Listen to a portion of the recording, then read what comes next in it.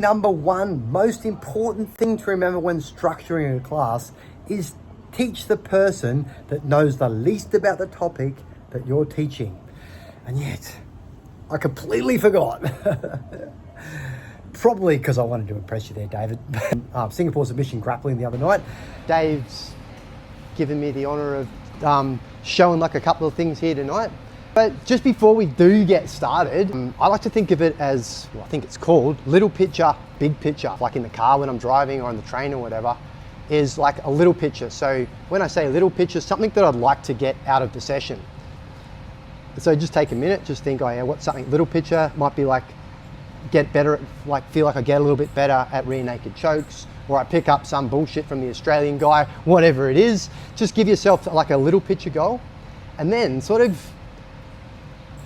try to think like zoom out, like, you know, the little things where you zoom out from the world. So like, why do you want to get better at rear naked chokes? So that you can be better at martial arts. Why do you want to be better at martial arts? So that you can be fitter. Why do you want to be fitter? So you are a better, more healthy, like more resilient human, and you've got more to share with the world. So just give yourself like a little picture, and then pick one of those things from the big picture. So every time when you go into a class, and you can use it for like a class in jiu-jitsu or a class in learning or whatever it is, it just gives you a little bit of, yeah, something to work with. I will get into a little bit of my Kimura kind of rolling guard pass back takey thing. Before we do that, I'm just a massive advocate now of like the CLA approach. Well, we're gonna have player A and player B. So my goal is to get my hands locked around him in any way, shape or form. I can get to his back, I can be on his legs, I can pick up a single leg, head inside, head outside. Once I can touch my wrists together or get a gable grip, then I win. And then we switch the roles. His role, so if he's trying to do that on me, I don't want you to run away, so that it's not that. We're gonna stay like within range, and we're just gonna kind of keep fighting off the hands. So we're not allowed to lock our hands back to fight it, so we're not allowed to do this. Oh yeah, you can't get it. We're not allowed to lock our hands, but we're gonna try and not let him lock his hands up. Sweet, there we go. You're not gonna break it. This time what you can do is if you get a hold of his head and maybe you make him step back a little bit and you get his 2 hands on the ground, that's a win for us. And now it's his go. Make sense? So we can get their hands on the ground into that tripod position. That counts as a win as well. Easy. Right, so new partner. Let's give it a shot. 3, 2, 1. Actually, can we shuffle up nice and tight to this way? You can just give him a leg. Now, if you're out here, like, don't turn it into a crazy thing. I don't want to see any like, we're not going to be doing like Kani Basamis or anything like that to defend. This person's job, their real job, is just to keep you hopping around a little bit and give you some resistance. If they accidentally take you down, that's cool, they win. But I don't really want you to be like taking him down, because otherwise, if he if I give him my leg, he's just going to chuck me on the ground straight away. It's going to be too easy. Okay, but if they make you hopping, and so we're going to hop around, and I just want you guys to have a bit of a play around with no specific like move or anything. I just want you to be, can I get my foot out here? Maybe he's not holding on that tight, and we can extract our leg. Oh, cool. Once we get our leg free and we've broken those connections, it doesn't count if I turn out here and then I stomp my leg down and he takes my back. That doesn't count. That's a win for him. Okay, so he stays in if that happens. So we're just gonna, we go out, we give him a leg. Once I get my leg free, happy days. Then he goes out and then I go in. Down to the floor. We're just going to go into that T Kimura position. I'm just gonna grab him on the wrist, and then I'm gonna take my hand under here and I'm gonna hold onto my wrist. Just play in this position, so I don't really care. So as this person, you can come up on top and then switch. He turns up in towards you, like turn towards me. We can come underneath, and once we get onto his back, like our chest to back sort of a position, that's cool. Then we'll switch. Have a play with this idea. When we hold the wrist, put 2 fingers into like the palm of his hand and put 2 fingers onto the actual wrist. If you've got somebody who's got like smaller wrists compared to your hands, it kind of doesn't matter. You can grab anywhere. But if you've got a beast that's got thick wrists, even if you've got big hands, you actually, I've found, you need to get your fingers into the actual palm of their hand, especially like that little pinky. Then have a play with just using like the side of your hand and just pulling on the inside of his shoulder here.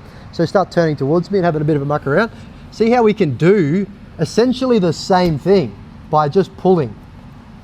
Eventually, if you have a bit of a muck around with that, you'll just put your hand on your own wrist because it's stronger, but then you'll actively turn your own elbow up underneath his armpit, and that does the same job.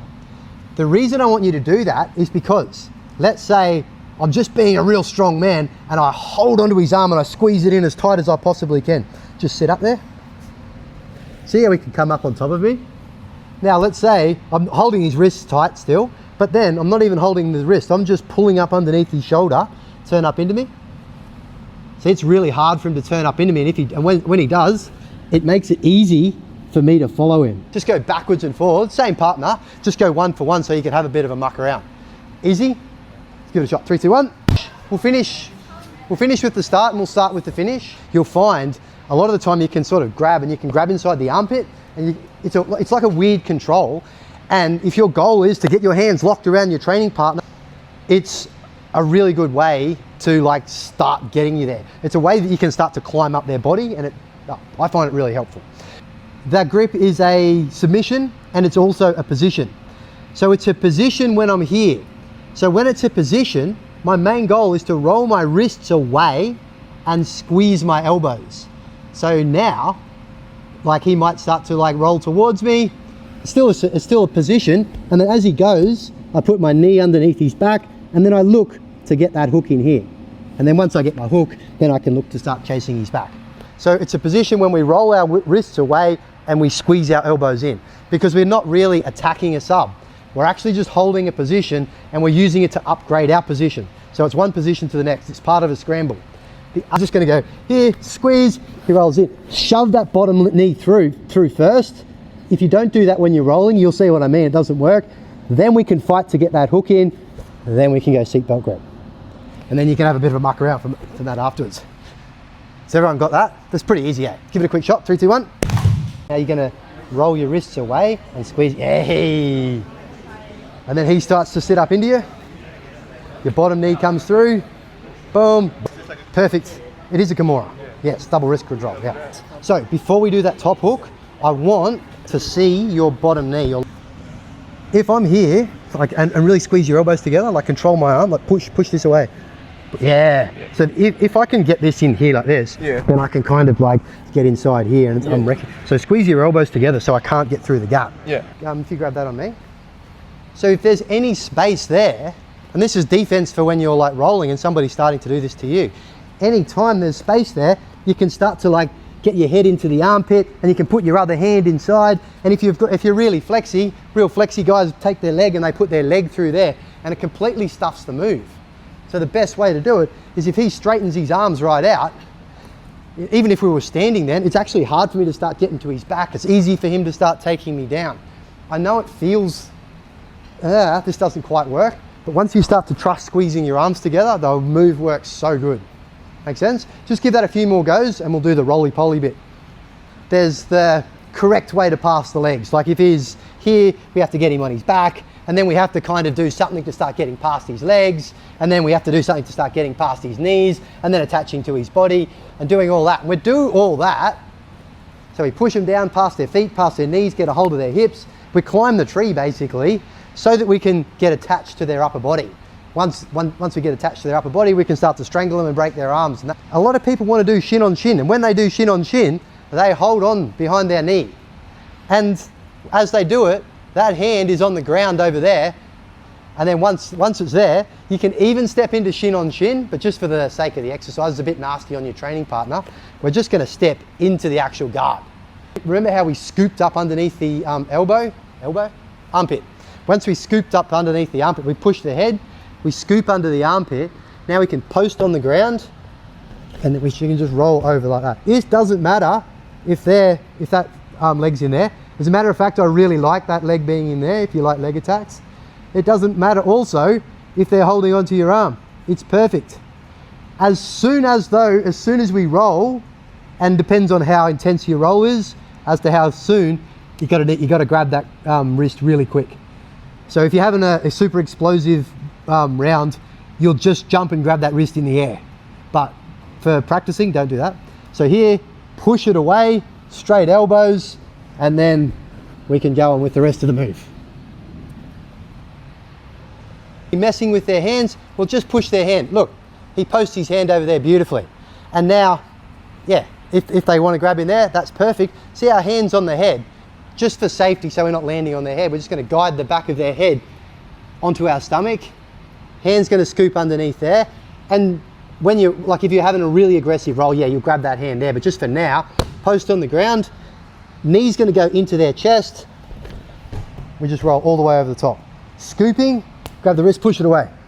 Boom, freeze his arm, and we get the rest of the move. If you've got somebody that you know likes to enter into shin on shin, now that you've got this, you can just go, oh sweet, I know exactly what I'm doing. Have the shin on shin, brother, sweet. Done. Does that make sense?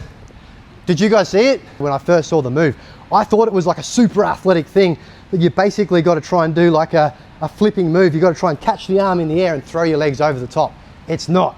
So if you're like feeling a little bit unsure, get your training partner to have their feet away, step right in deep and put your knee to their chest and then push their arm onto the floor. So now we can actually use our knee as we go over.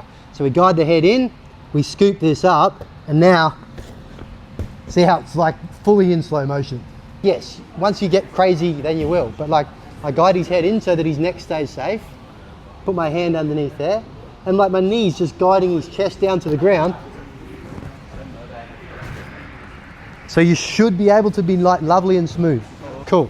I'd rather you feel a bit silly than just try to, yeah. The roll is like this. That's why it looks like it's off to the side, because it's not even a proper forwards roll. You're actually just flopping. Oh. It's easier for me just to kind of push here and grab your chin there, and then I can still go over the top and roll. You might want to grab a mouth guard, some water if you want some water. If you want to do stand up, make it on the grey section down the back there, just so that we're not falling on people that are close by.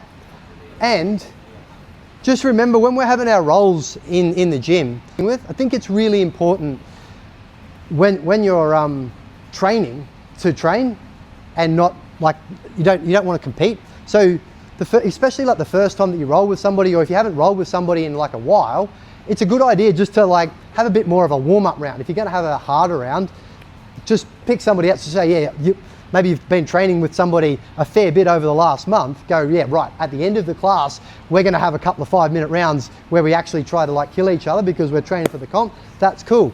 But when we're in the when we're having our training rounds, make sure we're like observant of our training partner. So maybe they're a bit less technical, maybe they haven't been training as long, maybe they're just smaller and weaker than us, or more tired. If I went to the gym and, I don't know, think of a machine like the barbell, I'm doing some deadlifts, I don't just load it up with like as much weight as I possibly can and then just start to lift it. We warm up our body. So if it's in here and we go too hard on somebody, then we end up injuring it. Make sense? Right. Let's grab a training partner, find a little bit of space, should have plenty of time to get some wrestles in.